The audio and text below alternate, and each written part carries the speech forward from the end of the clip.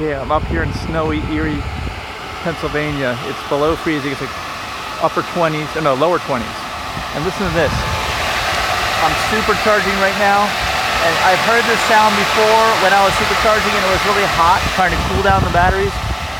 Right now it's really cold, so actually it might actually be trying to heat up the batteries. I'm not exactly sure. If you know, let me know in the comments. I've just never charged in these conditions before. I've never actually charged below freezing. Like I said, it's lower 20s right now with a breeze. Even this little breeze makes it everything feel frozen. My gosh. Anyway, let me know if you know what's up, if this is heating the battery, because I've made some videos on this before. There's less efficiency for sure at these colder temperatures. You don't get as much range, and it runs this heater a lot, I think, to heat the batteries at a lot of times.